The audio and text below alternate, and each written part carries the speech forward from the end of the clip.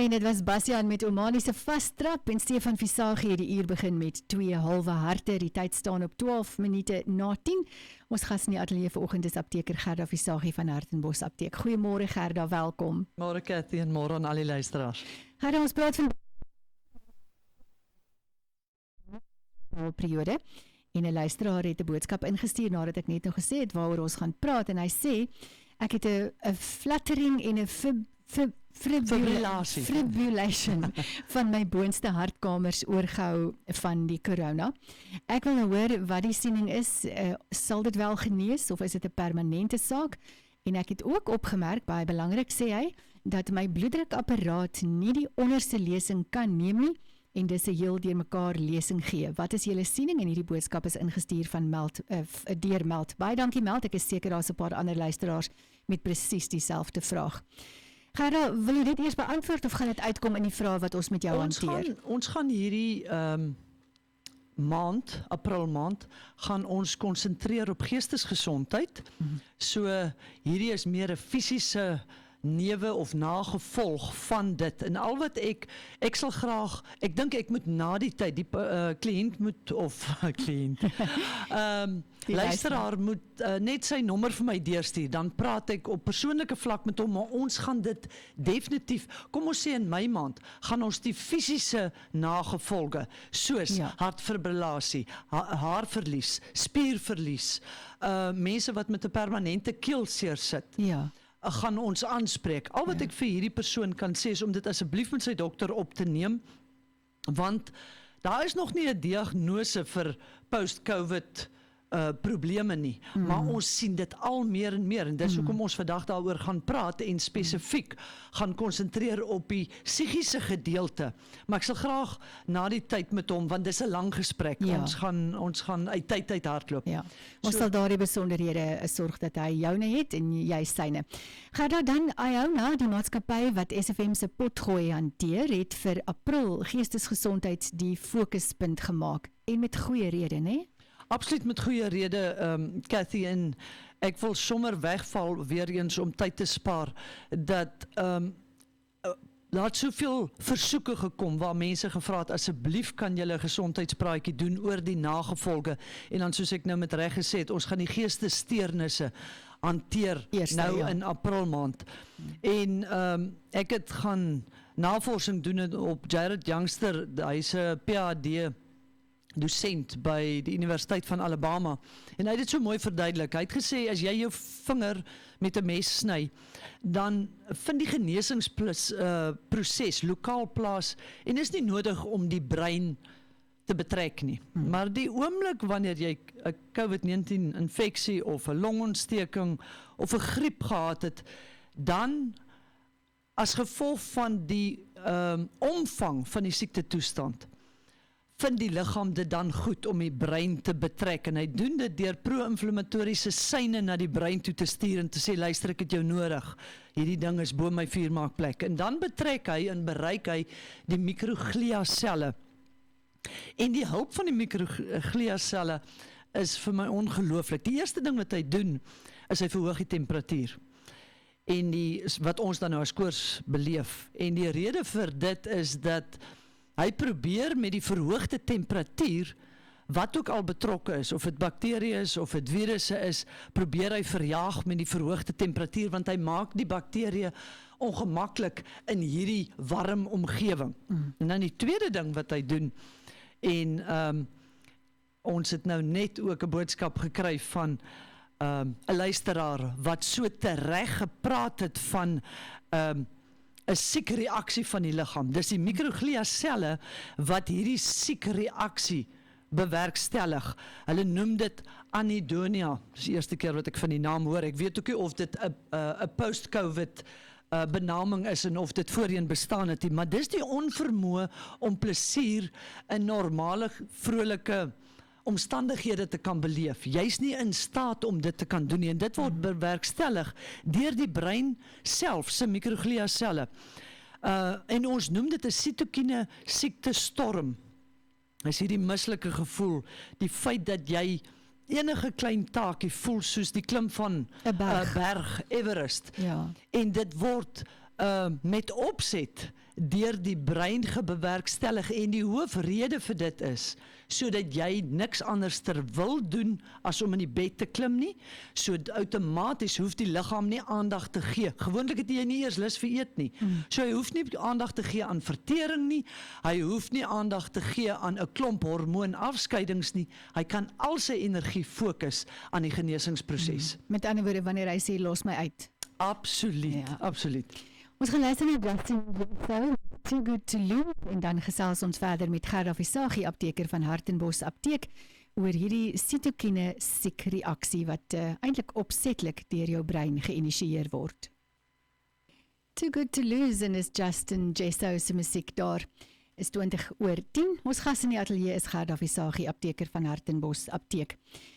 Ons gesels oor daardie sitokine siekreaksie en Gerda, dis vir my baie interessant dat hierdie sitokine siekreaksie opsetlik deur ons brein geïnisieer word. Dis dan ook hierdie reaksie wat 'n mens nou vrywilliglik verplig om in die bed te bly as jy baie siek is.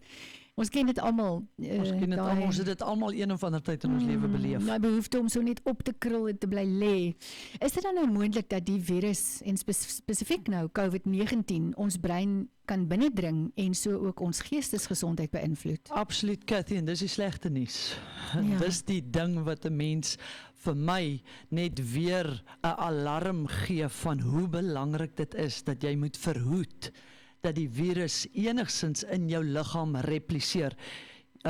Hy gaan toegang hê, want hy kom deur jou neus in, hy kom deur jou mond in, maar jy moet verhoed dat hy repliseer. En ek wil dit soos volg verduidelik. Ons het 'n breinskans wat ons baie goed beskerm deur teen ontsettend baie goed soos bakterieë en virus, maar daar is 'n gat in die stelsel en hierdie gaatjies lê in wat hulle noem die cribriform plaat, en hierdie plaat is deel van jou ethmoid been en dit lê aan die bokant van jou neusdak, sal ek nou maar sê. En deur hierdie gaatjies kan die virus dan deur jou senuwee-vertakkings toegang kry tot die brein en kan 'n mens verstaan hoekom ontsettend baie mense reukverlies beleef het tydens COVID, want jou neussentrum sit bokant hierdie plaat. Dis die minder gevaarlike deel. Die baie meer gevaarliker deel wat nie een van ons wil beleef nie, is dat as hierdie virus dan nou die brein binnendring, dan net soos wat hy met die selle in jou liggaam die hele meganika van die sel oorneem en dit tot sy voordeel begin gebruik om te repliseer. Presies dit doen hy binne in die brein. So hy kaap breinselle en hy begin daai sel gebruik om self te vermeerder. En natuurlik afhangende van wat die lading van virusse in die brein is, gaan bepaal wat die reaksie op kognitiewe vlak en senuweeafwykings is. En dis wat vir my, ek bedoel, jy kan letterlik jou denke, jou vermoë om te redeneer, om te kan onthou. Ek het in hierdie jaar stories gehoor waar mense, terwyl hulle amper soort van in 'n koma is, die belewennisse wat hulle gehad het, die thriller stories wat hulle vir jou vertel,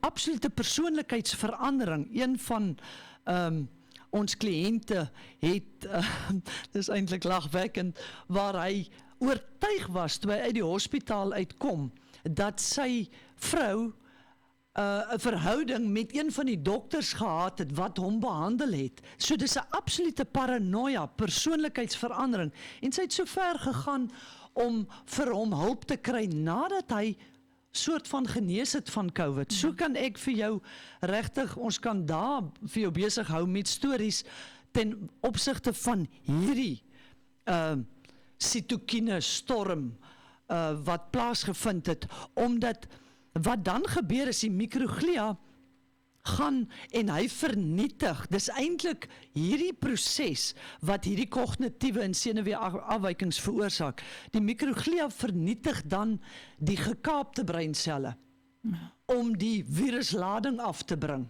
En dit word letterlik in jou liggaam as 'n storm beleef.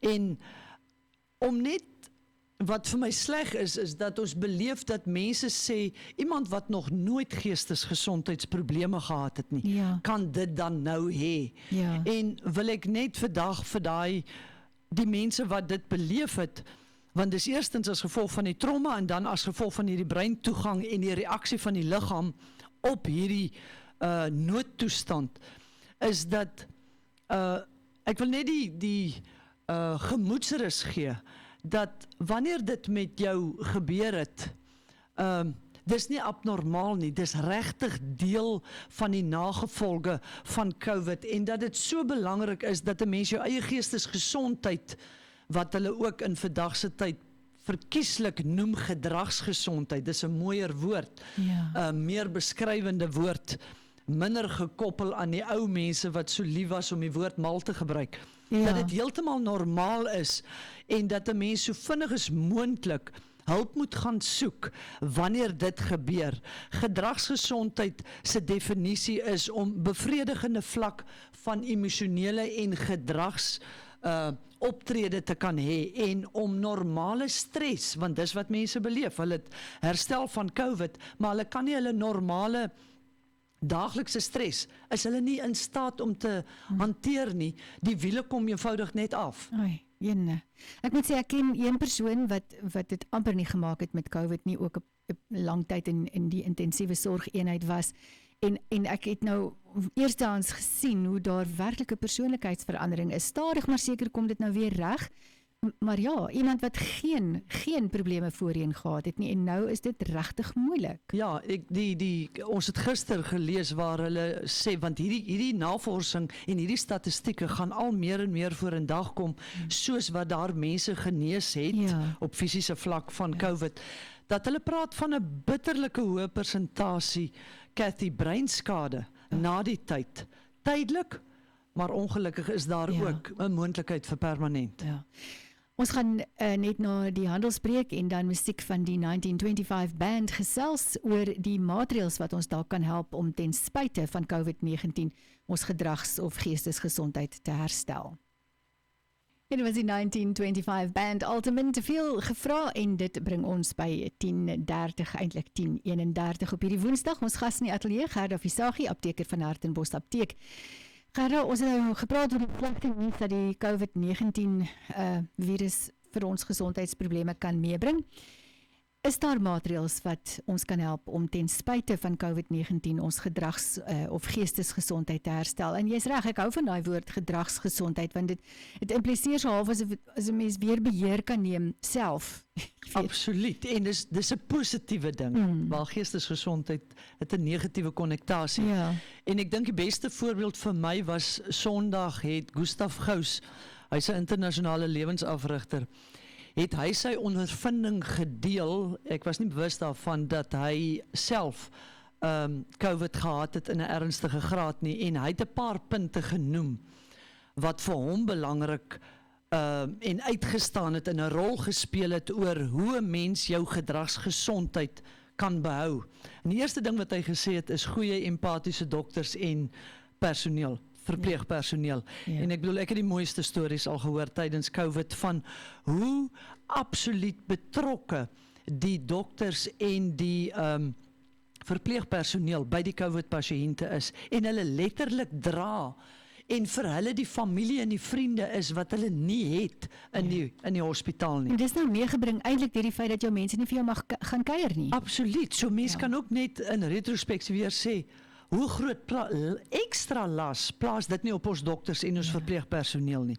En dan, hoe belangrik familie en vriende se ondersteuning van buite die hospitaal is. Hy het byvoorbeeld genoem, toe hy nou weer by sy bewussyn, kan 'n mens nou maar sê, deur sy venster gekyk het en gesien hoe mense aan die buitekant van die hospitaal staan en bid. Dis nie eers sy eie mense nie, maar net wat dit aan hom gedoen het. Ons is nie vergeet nie. Ons is nie vergeet nie.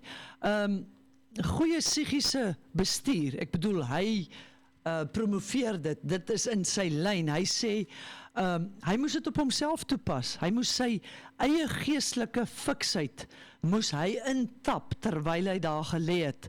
En hy het ook net weer besef hoe belangrik is nie IQ nie, maar EK, emosionele intelligensie. Ja. die koëffisiënt. Aan my kant wil ek net sê, ek dink die luisteraars het my al beleef as 'n absolute aanhanger van die immuunstelsel. En ek hou van proaktiewe optrede. En veral as daar 'n moontlikheid is dat die siektetoestand my brein kan betree. En ek dink baie mense kan met dit vereenselwig. Dis een ding as die virus jou liggaam aftakel. Dis heeltemal 'n ander ballgame om die Engelse woord te gebruik as hy my verstand aantas.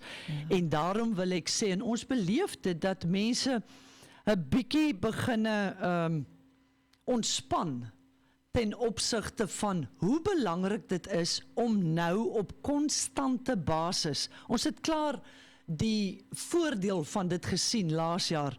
Hoe mense met aanvullings en 'n verandering in hulle lewenstyl begin oefen, sorg dat hulle na positiewe goed luister, hulle self geestesgesond hou. Wat 'n effek dit laas jaar gehad het op mense se gesondheid. Ek het al voorheen gesê, ons griepmedikasie het letterlik op ons rakke verval. As dit nie 'n bewys is van wat 'n goeie immuunstelsel kan doen nie. En daarom wil ek nou klem lê daarop. Nou is dit nog belangriker dat jy die feite het vir vanaf die post-COVID mense wat vir ons sê dat dit 'n gedragsverandering tot gevolg kan hê. So as jy enigstens slap begin lê ten opsigte van jou aanvullings, wil ek vir jou mooi vra. Moet ten alle koste dit nie doen nie. Dis oor en oor bewys dat jou beste masker is jou immuunstelsel. Ja. Dis al een wat jy mee gebore is, jy moet net vir hom sorg. En die Here maak nie foute nie. So as jy ooit wonder watter een is die beste, die een wat hy geskaap het is die beste en dis jou immuunstelsel. Ek meen dit weet 'n mens mos nou, as jy 'n motor of 'n televisiestel of enigiets koop, jy gaan nie ander parte daarin sit nie. Jy gebruik na die skepper toe. Dis die een wat hom ontwerp en gemaak het. Absoluut, Cathy. Gerda, waaroor praat ons volgende week? Cathy, ek wil omdat die brein so komplekse wese is en vir jare het die mense die verstand vir 40 jaar omtrent in die mediese self het hulle die brein en die verstand iemand het dit nou die dag so mooi gevra, beheer die verstand die brein of beheer die brein die verstand? So ons gaan 'n bietjie meer in diepte volgende week by dit ingaan en ek dink dit gaan ook vir die luisteraars baie antwoorde gee oor hoe belangrik dit is dat jy na jou verstand moet kyk sodat hy na jou brein kan kyk. Dis so 'n soort van 'n hoender en eier storie daai. Absoluut. Ons gaan hom bietjie uitmekaar uittrek volgende week as die Here wil. Gerda, waar kry ons luisteraars julle? Ons is in die Hoofstraat van Hartenbos, reg oorkant Hartenbos Laerskool. Ons het baie parkering. Ons telefoonnommer is 044 69 51 510 en ons waardeer al die reaksie wat ons kry op ons Facebookblad sowel as ons e-mailadres. E-mailadres is hartenbosapteek@gmail.com en ons Facebookblad is net Hartenbos Apteek Dieet.